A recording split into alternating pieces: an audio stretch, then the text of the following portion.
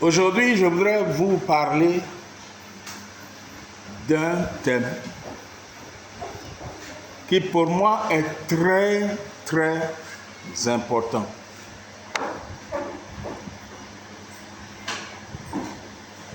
Et le thème, c'est la direction divine.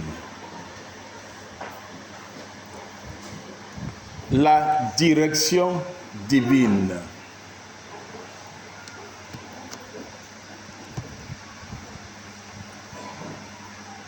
En d'autres termes, la direction de Dieu.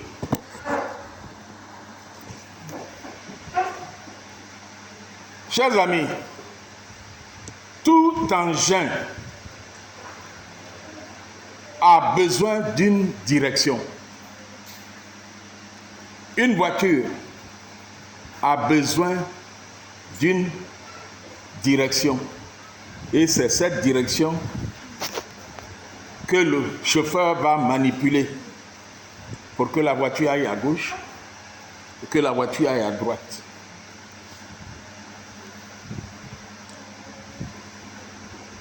Un vélo, une moto a besoin d'une direction. Dans le cas du vélo ou de la moto, on parle du guidon. Et quand on tourne à gauche, il va à gauche. Et quand il tourne à droite, il va à droite. Mais pour qu'on puisse tourner à gauche ou à droite, il faut un chauffeur. Il faut un cycliste.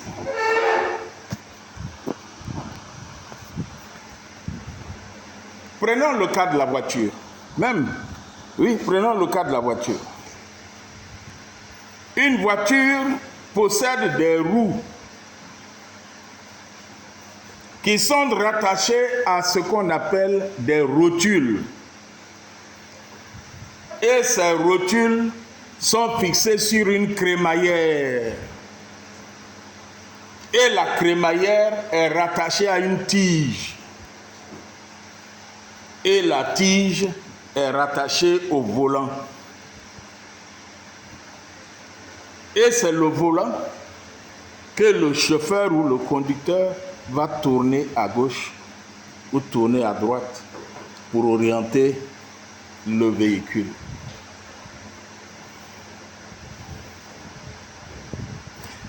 La rotule, si elle se déboîte, le chauffeur va tourner son volant, la voiture ne va pas aller dans la direction. Si une rotule est déboîtée,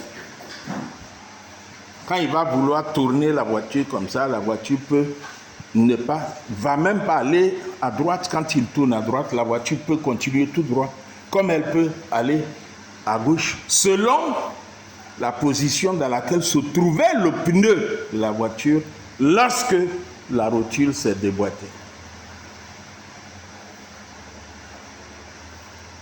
Donc, si la rotule est déboîtée, je ne veux pas parler des cardans. Vous avez déjà vu des fois des voitures qui sont tombées en panne sur la route. Et puis un pneu, au lieu d'être comme ça, et la voiture est bloquée sur place. Ça n'a rien à voir avec la direction. Ça, le cardan tient la roue pour qu'elle soit bien stabilisée et que la voiture puisse rouler. Mais la crémaillère est rattachée à la direction. Et à la crémaillère est fixée des rotules à gauche et à droite.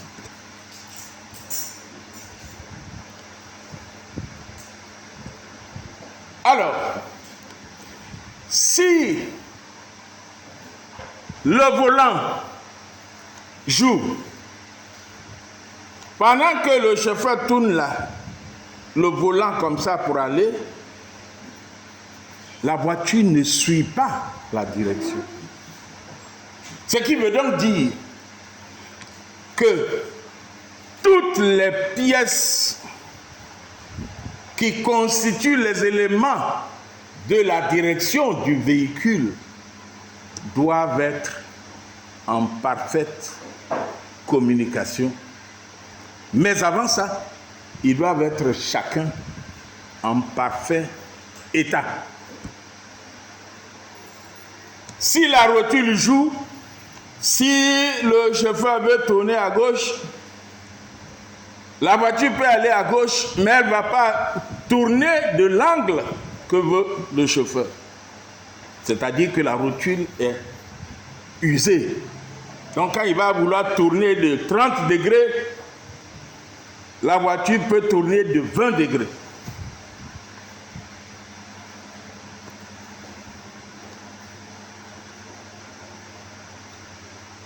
Chers amis,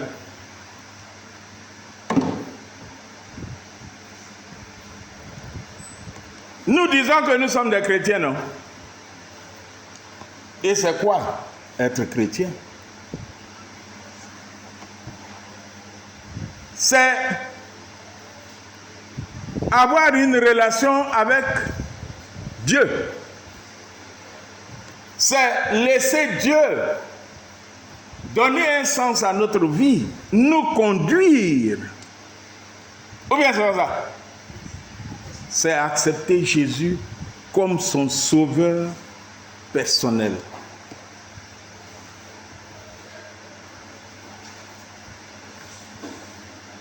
Mais si tu acceptes que Dieu soit le maître de ta vie, ça veut dire que le jour où tu as décidé de devenir chrétien, tu as dit, moi, mon moi, ma personne, mon bien, mon honneur, mon image, mon comportement, mes décisions, je ne dois plus les prendre sans que Dieu m'oriente. C'est la même chose qu'une jeune femme qui dit, non, j'ai vu le jeune homme là, c'est lui je veux qu'il soit mon mari. Puis ils vont chez le maire, et puis les deux disent, oui, je vais l'épouser. Quand ils ont dit oui devant le maire, la Bible dit, les deux deviennent une seule chair. Ça veut dire quoi? Ça veut dire que les deux sont désormais collés, attachés. Si je veux aller à gauche, je dois avoir l'accord de celui qui est à droite. Si je suis madame, je veux aller à gauche, je dois avoir l'accord de mon mari. Si moi je suis monsieur, je vais aller à droite, je vais discuter avec ma femme et on va se mettre d'accord et puis on va aller à droite. C'est la même chose, tu décides de devenir chrétien. Ça veut dire que tu as décidé de faire abstraction de ta vie à toi et que le Saint-Esprit vienne prendre la place pour guider le reste de ton existence.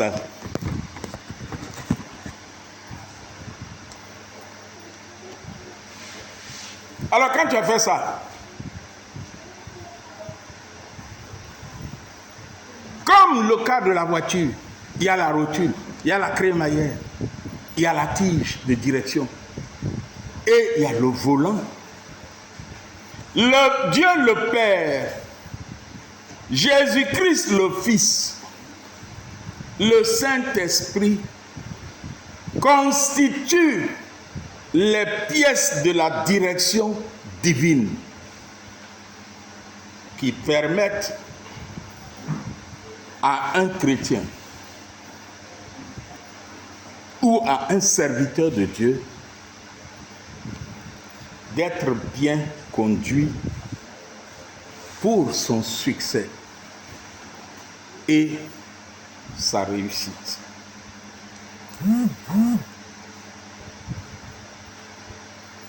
Et comme les pièces doivent être en parfait état et en intime communication, alors Dieu le Père, le Fils et le Saint-Esprit doivent être en parfait état et en parfaite communication pour être à mesure de te guider et de te donner l'orientation nécessaire.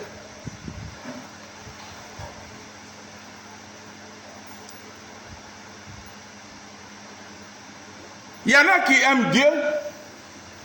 Chaque fois qu'il parle, il parle de Dieu le Père.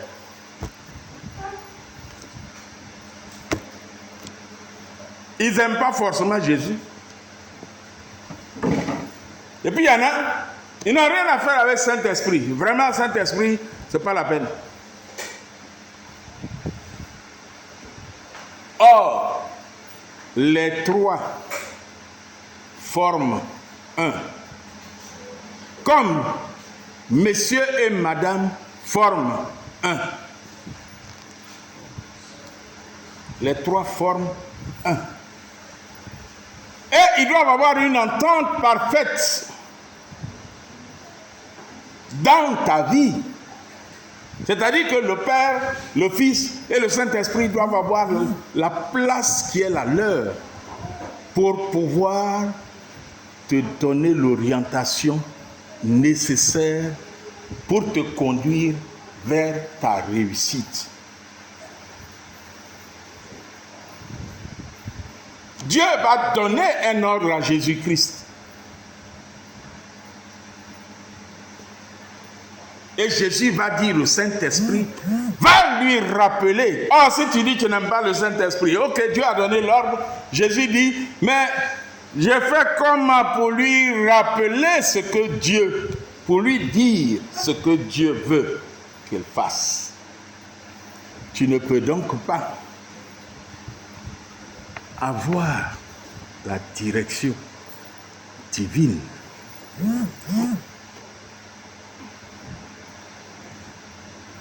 Quand Jésus était sur la terre, Dieu était en haut là-bas, puis il regardait tous les gestes que Jésus faisait. Et quand Jésus a décidé de partir, rejoindre son Père, il dit, mes amis, je vous dis au revoir, hein?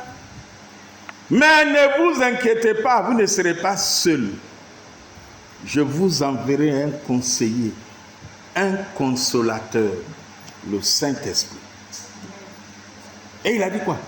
Il vous rappellera tout ce que je vous ai enseigné. Donc si tu dis que tu aimes Dieu, il y a des gens, ils aiment qu'on prononce le nom de Dieu, le nom de Dieu, le nom de Dieu. Ils n'aiment même pas qu'on prononce le nom de Jésus parce que pour eux, Jésus n'est rien. Et puis il y en a d'autres, ils aiment bien le nom de Jésus, ils aiment bien le nom de Dieu. Mais Saint-Esprit, il dit, je n'ai rien à faire avec Jésus, avec Saint-Esprit.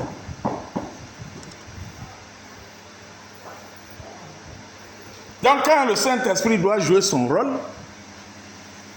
il ne peut pas le jouer dans leur vie. Et qu'est-ce qui va se passer? Il y aura un trou dans l'appareil directionnel. L'appareil qui va t'orienter vers ta réussite. vers ton succès, il y a une pièce qui manque, ou il y a une pièce qui est en panne. Donc, quand ton père se laisse pas vouloir que tu ailles à gauche, le Fils ou le Saint-Esprit ne pourront pas te transmettre le message. C'est comme quand tu conduis cette voiture, et je l'ai dit tantôt, si ta rotule, une de tes rotules s'est déboîtée, tu veux tourner la voiture pour aller à gauche, elle peut aller à droite, et puis elle va aller dans le décor, et tu vas avoir un accident. Et puis tu vas demander, mais pourquoi j'ai eu un accident? Ma voiture était en forme, j'ai quitté Abidjan avec la voiture en bonne forme, je l'ai roulé sans problème, et je suis arrivé à mi-chemin, je tourne la voiture à gauche, elle ne va pas à gauche, elle est partie à droite, et je me suis retrouvé dans la brousse.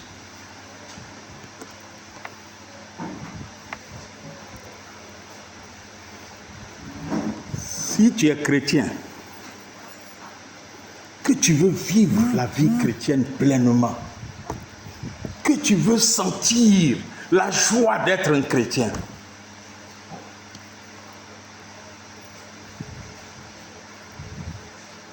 ne porte pas seulement la carte d'identité ou la carte de membre qui dit que tu es membre d'une église.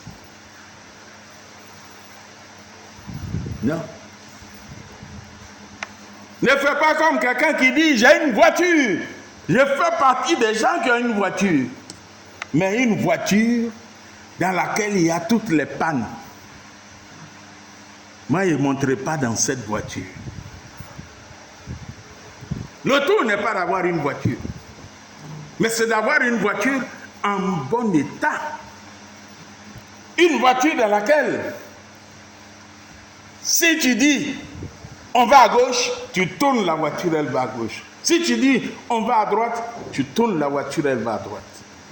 Mais il y a des gens, eux, l'essentiel, c'est que je peux me compter parmi les gens qui ont une voiture. Donc, si la voiture est bonne, elle n'est pas bonne. L'essentiel, c'est que je possède une voiture. Si tu es chrétien, que tu veux vivre pleinement, je dis bien, avoir la joie d'être un chrétien, tu dois être dirigé par Dieu. Vous me suivez? Donc le tout, ce n'est pas de dire je suis chrétien, je suis baptisé, même 10 fois baptisé.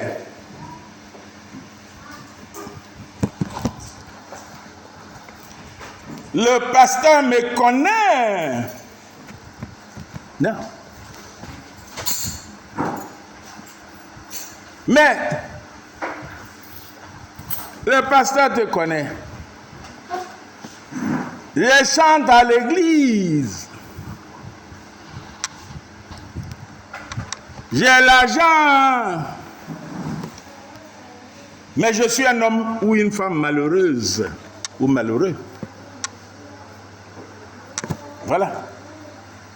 Parce que je ne suis pas conduit par l'Esprit de Dieu.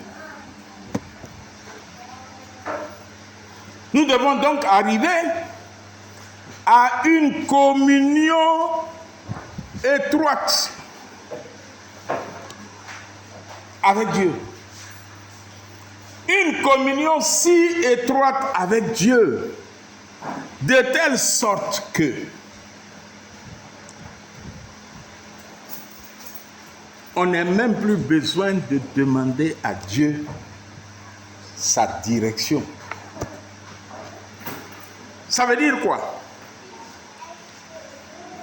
Ça veut dire que, je prends l'exemple d'un homme et une femme. Quand ils sont mariés nouvellement, le monsieur ne sait pas forcément les choses que sa femme aime. Donc, il veut faire plaisir à sa femme, il va dans la boutique, il achète un type de vêtement pour donner à sa femme. Ou bien il achète une pâtisserie pour sa femme. Le premier jour, il achète, elle fait un effort de manger. Donc, par exemple, il va à la pâtisserie, il lui prend des croissants. Elle fait un effort de manger. Parce que c'est la première fois et son mari le lui apporte. Et elle est contente du geste. Mais le jour où il va au super, à la pâtisserie avec sa femme, il demande, chérie, je t'achète une viennoiserie, laquelle tu veux. Elle dit pain au chocolat. Et il lui achète pain au chocolat. Et puis un jour, lui aussi, il sort encore, il veut acheter quelque chose pour sa femme. Et il achète pour sa femme. Et puis il lui achète chaussons aux pommes. Et il l'amène. Elle fait l'effort de manger un peu le contour, mais ce qui est au milieu là, elle ne mange pas. Et lui, quand il voit ça,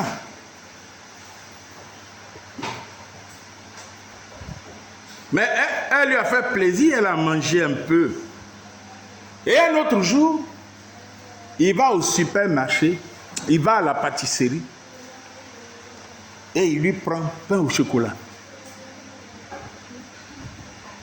Et quand il l'amène, elle est contente, elle mange, elle finit le pain au chocolat. Elle dit, pain au chocolat là, c'est un seul que tu as acheté. Ah, toi-même tu sais que c'est ce que j'aime.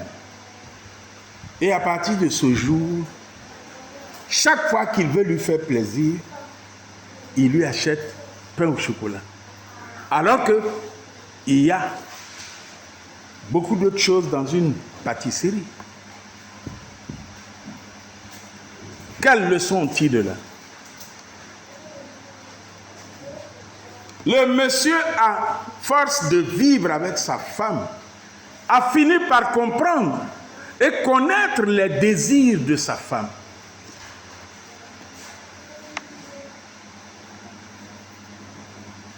Donc, sa femme n'a même pas besoin de lui dire, chérie, si tu vas, il faut m'acheter de la pâtisserie.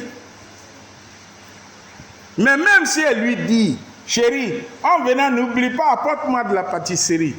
Qu'est-ce que vous, à votre avis, le monsieur va ramener à la maison? Hein? J'écoute. Il va lui acheter des pains au chocolat. C'est la même chose avec Dieu. Si tu rentres dans une relation intime avec Dieu, tu commences à connaître ton Père et lui il commence à te connaître. Et vos esprits marchent ensemble.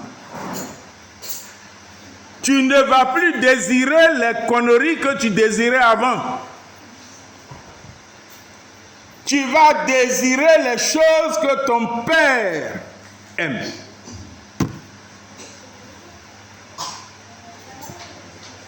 Tu vas désirer les choses que le Saint-Esprit aime. Tu vas désirer les choses que Jésus-Christ aime. Et donc tu vas arriver à un stade où tu n'auras même plus besoin de dire Dieu, donne-moi ta direction.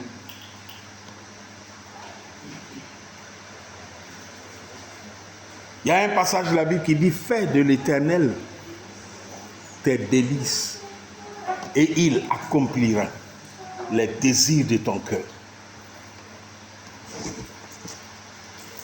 La femme n'a plus besoin de dire, chérie, le jour où tu veux acheter une pâtisserie pour moi, prends-moi du pain au chocolat. Non. Il sait déjà que c'est ça qu'elle va aimer. Il n'a plus besoin de demander. Et toi, si tu veux vraiment vivre une vie chrétienne heureuse, apprends à dépendre de Dieu. Et tu verras qu'à un moment donné, tu sauras ce que Dieu désire. Et Dieu aussi sait qui tu es. Et vos pensées vont s'harmoniser. Parce que tu es tellement dans la relation avec Dieu que tu n'auras même plus besoin. Lui-même, à travers son esprit, il va te donner le désir de ton cœur. Il va mettre le désir de ton cœur dans ta tête. Et le désir de ton cœur sera en harmonie avec ce que lui, il veut. Et quand il va accomplir ça, tu vas avoir l'impression que c'est Dieu. Que c'est toi qui as demandé, alors que non, tu n'as même pas demandé. Mais il est tellement habitué à être en relation avec toi que toi, tu as désiré ce que lui veut et lui t'a donné ce qui te convient. Donc, arrêtons d'être des chrétiens qui ont une carte d'identité chrétienne. Il y a des gens qui ont une carte d'identité d'un pays, mais ils ne sont même pas de ce pays et leur cœur n'est pas dans ce pays. C'est juste pour avoir la carte d'identité, pour faire leurs affaires et gagner de l'argent. Et il y a beaucoup de chrétiens comme ça. Et quand on les voit, ils sont malheureux. J'ai failli dire, ils sont malheureusement malheureux. Et puis après, ils accusent Dieu. Mais ils n'ont pas laissé Dieu, ils n'ont pas l'habitude de laisser Dieu diriger leur vie.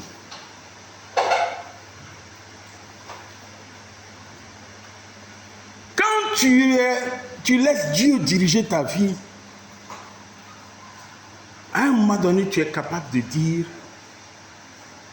en regardant en arrière, Dieu m'a conduit.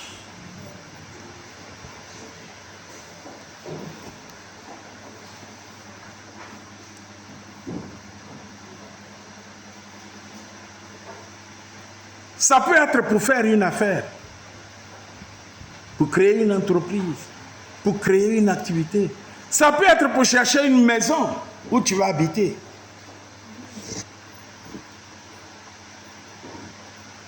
Ça peut être pour trouver l'homme que tu vas épouser. Ton cœur naturel aurait désiré épouser le monsieur qui est grand de taille.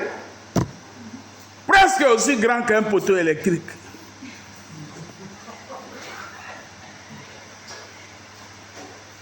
Mais comme tu as une relation intime avec Dieu,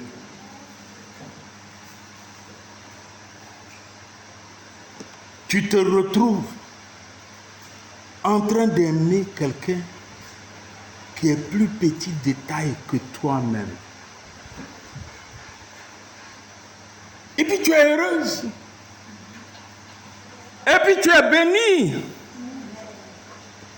Et un jour, des années après, tu regardes. Puis tu dis vraiment, le Seigneur m'a conduit.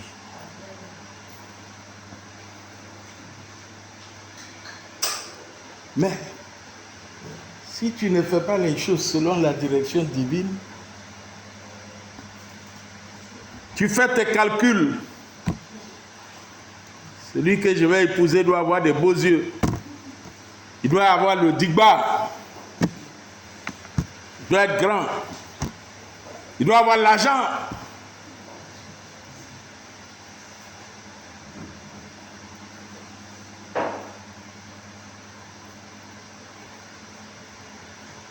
Pour certains hommes, il faut qu'elle soit teint clair.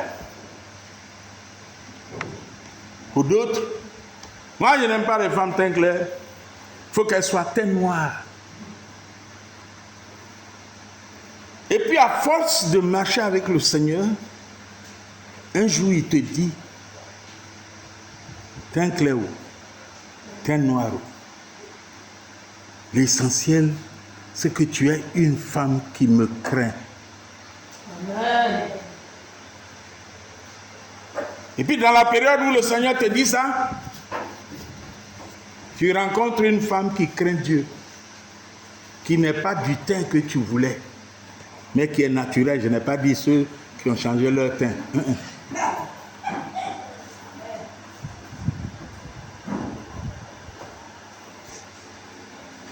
Et tu te maries et tu es heureux. Et la personne est heureuse. Et vous sentez que vous vous complétez. Alors, chers amis,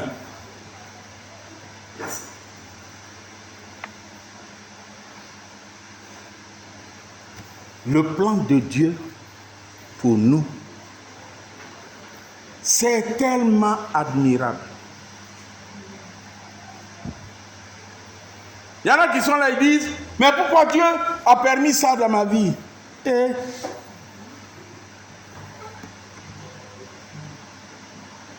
il y a des choses que Dieu permet dans ta vie pour que tu arrives là où il veut que tu arrives.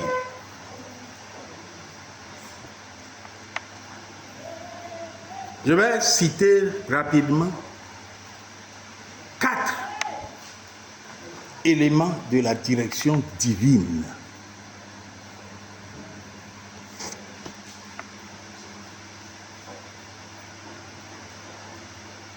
Vous savez que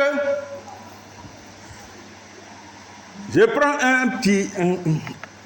un exemple banal. Voilà une jeune femme qui veut se marier. Puis tous les jours, elle prie avant de sortir. Seigneur, permets que je puisse rencontrer. Seigneur, il y a longtemps, j'attends de rencontrer la personne qui veut me marier. Tu m'as dit d'être fidèle, impudicité, tout ça de laisser. Permets que chaque fois, un jour en partant au travail, je rencontre la personne.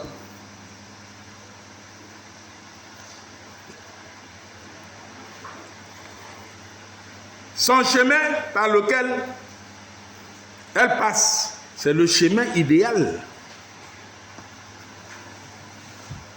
Et tous les jours, elle voit des jolis hommes. Il y en a en grosse voiture, il y en a qui sont en moto, il y en a qui sont en bicyclette. Mais ils sont tous beaux, puis en forme.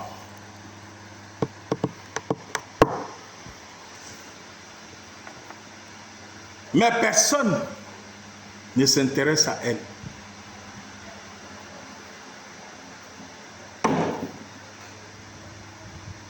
Le Seigneur répond toujours à nos prières. Et puis voilà qu'un jour, elle s'en va au travail, sur le chemin par lequel elle passe tous les jours, et puis il n'y a pas de problème. Elle voit des agresseurs.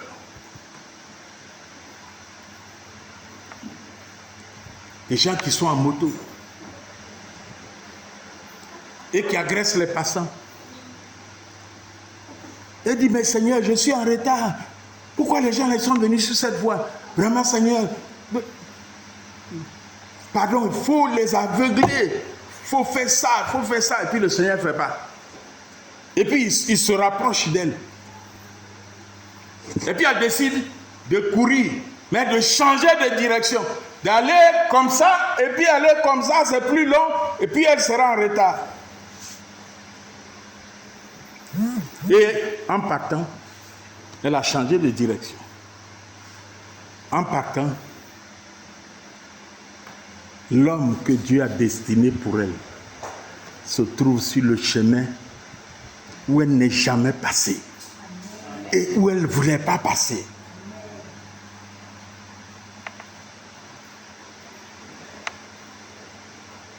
C'est un exemple banal. Mais il y a des choses qui nous arrivent dans la vie et puis on blâme Dieu. Quand tu es enfant de Dieu, sache que ta réussite, là, c'est la priorité de Dieu. Quand il dit bénissez vos ennemis, on n'est pas nombreux qui sommes prêts à bénir nos ennemis. Et pourtant, Dieu, des fois, Dieu utilise nos ennemis pour nous mettre sur le chemin de notre bonheur. Il n'a pas utilisé Judas. Judas s'est rendu disponible. Dieu l'a utilisé. Il a fait quoi, Judas? Il a vendu Jésus pour avoir un peu d'argent. On a tué Jésus. Mais, à la fin, Jésus a atteint le but pour lequel il est venu sur la terre.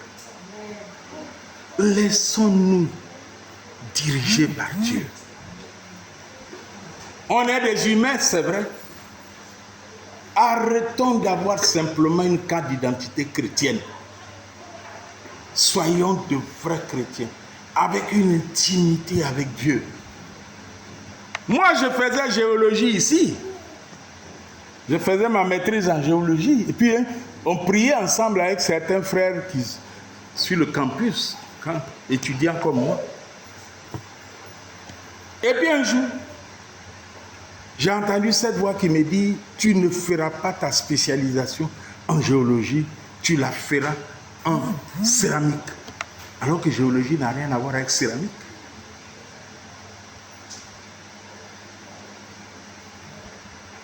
Je fais quoi? Je pouvais dire à Dieu, mais Seigneur, j'ai fait maîtrise de géologie.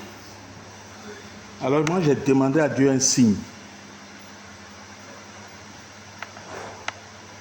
Je ne sais pas si je vous ai déjà dit ici qu'au départ, moi-même, je voulais faire médecine. Donc, je suis allé faire les cours de médecine 7 jours.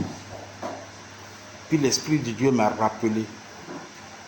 Tu m'avais demandé, lorsque tu remplissais tes fiches d'orientation, Seigneur, oriente-moi là où tu sais que je te serai utile. C'était ma prière. Quand il m'a rappelé ça 7 jours, en faculté de médecine Cocody, j'ai ramassé mes bagages. J'étais en train de faire les démarches pour être réorienté en médecine. On avait déjà entamé les démarches. Et le mardi suivant, on devait aller au ministère. Quand l'Esprit de Dieu m'a rappelé ça, j'ai ramassé mes bagages. Je suis parti en CBG où on m'a orienté. Et j'ai fait CBG jusqu'à maîtrise. Et puis l'Esprit de Dieu, je vous ai déjà parlé de comment Dieu parle de différentes manières. Il vient me dire que tu vas faire céramique, tu ne fais pas géologie. Mais écoute, je pourrais dire, Seigneur, si ça vient de toi cette fois-ci-là, je ne suis pas d'accord. Je ne peux pas chaque fois être en train de changer. Non, je ne fais pas. Mais j'ai accepté. Mais je lui ai demandé un signe. Comme Gédéon dans la Bible. J'ai dit, Seigneur, si tu sais que je ne dois pas faire céramique, en temps, j'étais le meilleur étudiant ivoirien de notre promotion. On avait des Nigériens, des Burkinabés et un jeune Espagnol. Je lui ai dit, je ne veux plus avoir les meilleures notes. Il nous restait 5 examens. C'était un risque.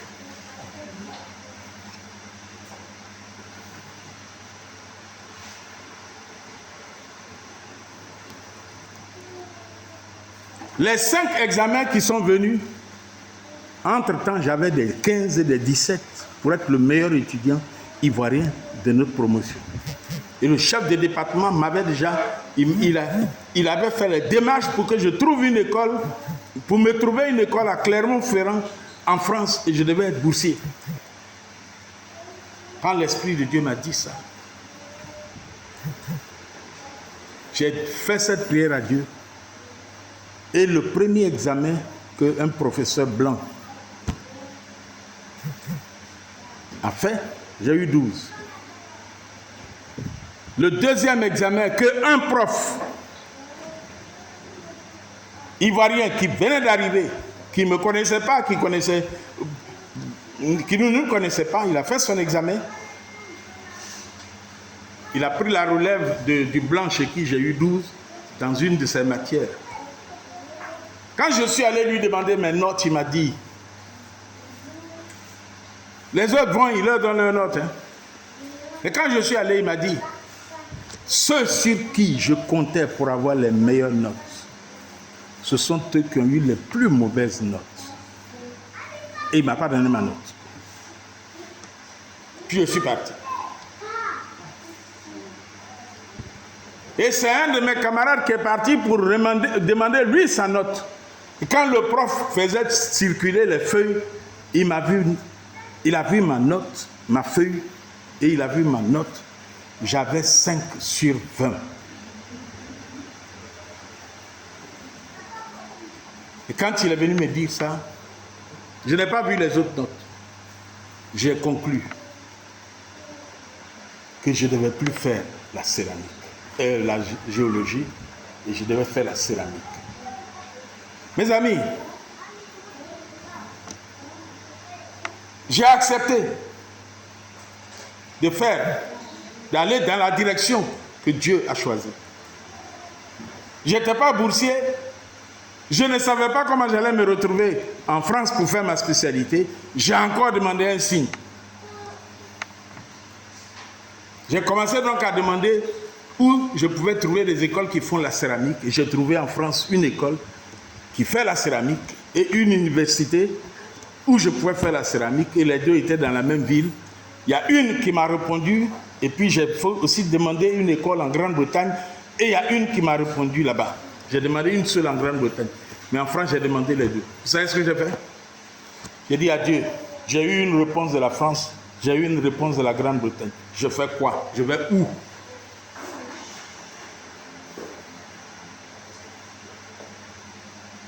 Comme j'avais l'embarras, j'ai dit, Seigneur, si tu sais que c'est en France que je dois partir, fais en sorte que je puisse avoir l'admission de la deuxième école française. Et j'ai pu avoir donc, après, l'admission des deux écoles. J'ai décidé, je ne vais plus en Grande-Bretagne, je vais en France. Sténa me connaît depuis qu'on est étudiant. Elle ne connaissait pas cette histoire, c'est aujourd'hui qu'elle l'apprend. Et vous savez quoi? Je suis arrivé en France pour faire mes études. Et les deux directeurs des deux écoles sont des ennemis jurés, de grands scientifiques. Mais ils ne voulaient pas se sentir, ils ne voulaient pas se parler. Ils ont été obligés de me donner, de s'entendre, de s'appeler, et de me donner le même sujet de recherche pour faire mon 2A et pour faire mon certificat d'études supérieures spécialisées de céramique industrielle. Tout ça me confirme que Dieu était dedans. J'ai fini mes études, je suis revenu. Je ne regrette pas comment Dieu m'a conduit.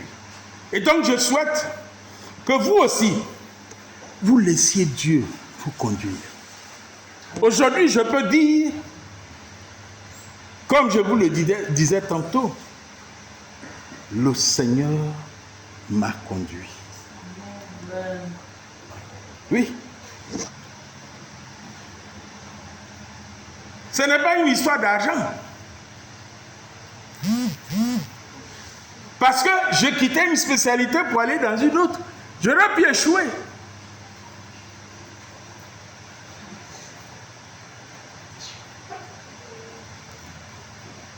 Donc, chers amis, laissons Dieu nous instruire. Laissons Dieu nous orienter. Laissons Dieu nous conseiller. Laissons Dieu superviser notre vie. Psaume 32, verset 8 dit: je t'instruirai et te montrerai la voie que tu dois suivre. je te conseillerai, j'aurai le regard sur toi. Et quand vous regardez les termes, il y a une progression dans les termes.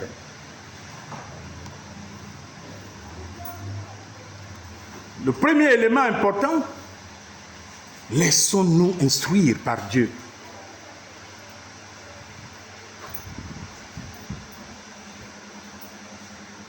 Nous ne pouvons pas fonctionner dans le domaine spirituel sans avoir été instruits par Dieu. Donc, lisons notre Bible. Vous ne comprenez pas? Venez voir votre pasteur, demandez-lui les informations que vous n'avez pas. Et puis quand vous serez suffisamment mûr, vous pouvez méditer la parole de Dieu seul.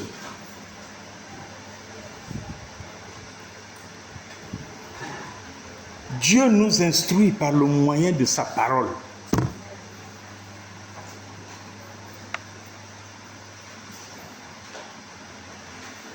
Des fois, il nous parle.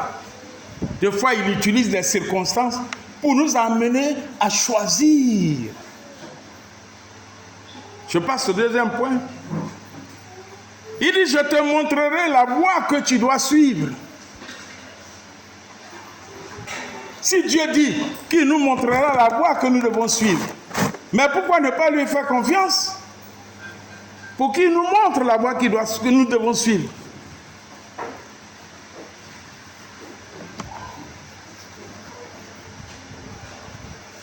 Si nous voulons étonner le monde qui nous entoure, nous devons marcher dans le surnaturel.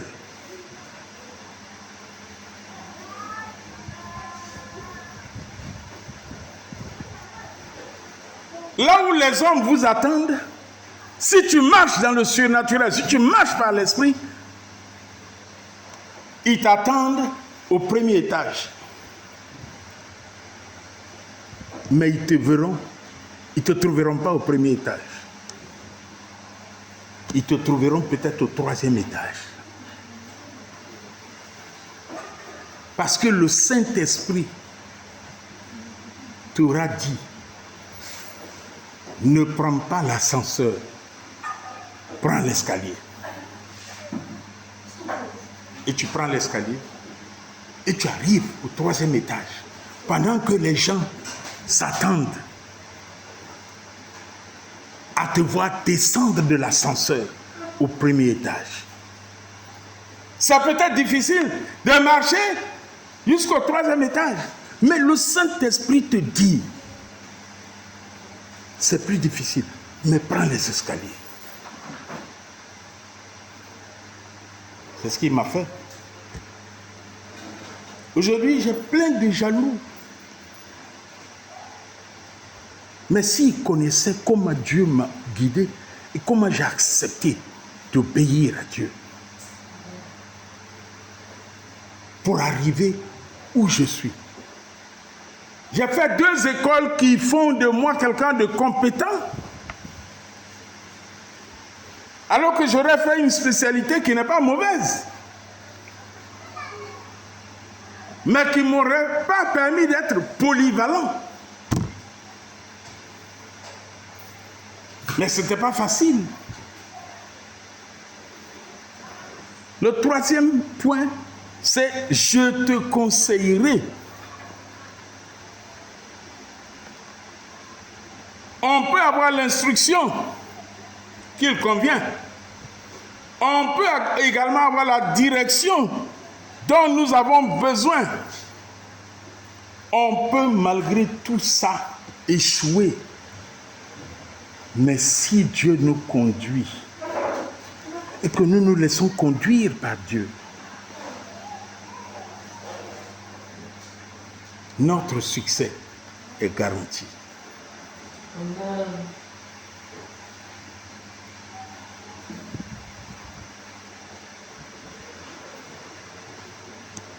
Le quatrième et dernier point de la direction divine, le Seigneur dit, c'est toujours dans le psaume 32 que je vous ai dit tout à l'heure.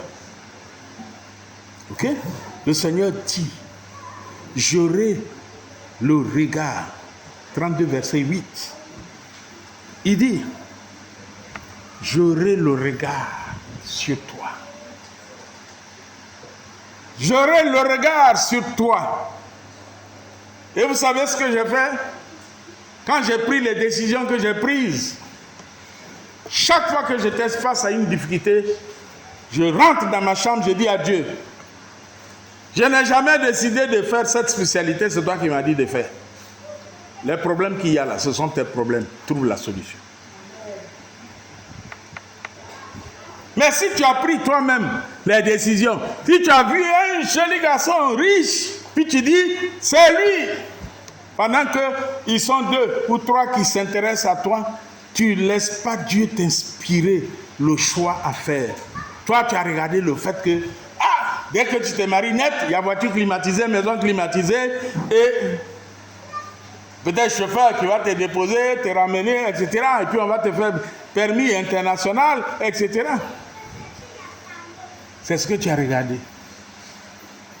Un an après le mariage, le monsieur te bastonne comme pas possible.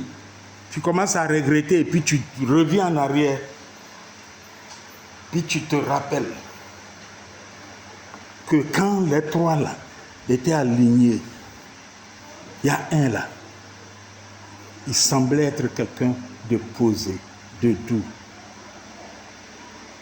Mon esprit me disait qu'il faut le prendre. Mais je n'ai pas voulu. J'ai préféré celui avec qui j'aurais l'argent en vitesse. Tu peux avoir le diplôme. Tu peux trouver un travail. Tu peux même corrompre pour avoir le travail. Mais tu vas être malheureux dans ce travail ou dans ce mariage parce que Dieu ne t'a pas conduit. Il n'y a pas longtemps, et je terminerai sur ça. Ma femme s'assoit et puis elle me regarde et elle sourit. Elle dit, à quoi tu es fan de moi? Elle a fait ça plusieurs fois.